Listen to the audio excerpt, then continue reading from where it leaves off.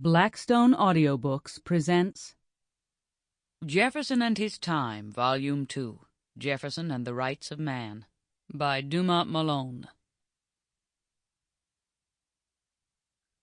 Introduction. This book, which is a unit in itself, is the second volume in the series I'm writing under the general title Jefferson and His Time, and a sequel to Jefferson the Virginian, 1743 to 1784. That volume carried the story through the American Revolution and ended with Jefferson's departure for France.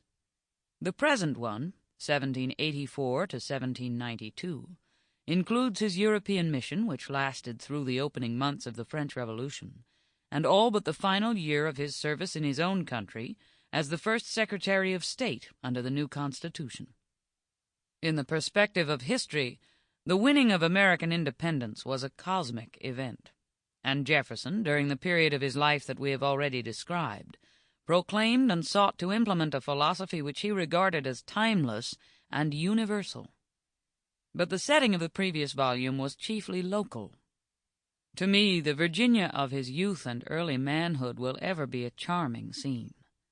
But Paris and Versailles in the time of Louis XVI, London in the reign of George III, and New York and Philadelphia in the presidency of George Washington provided a far richer and more colorful background than Monticello and Williamsburg, and Jefferson participated in far more complicated movements and events in this second period of his public life than in his first.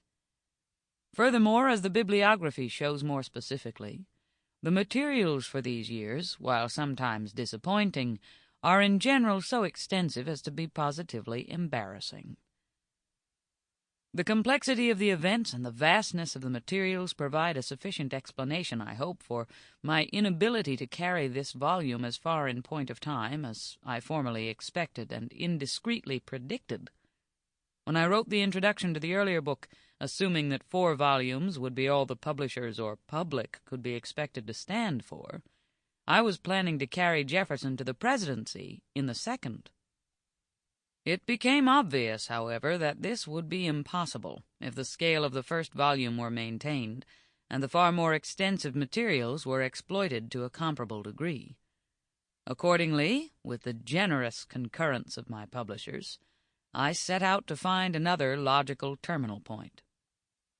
Washington's unanimous re-election to the presidency at the end of the year 1792 provides a good one. This is a convenient date in the domestic story for a new chapter in the history of America. Sample complete. Ready to continue?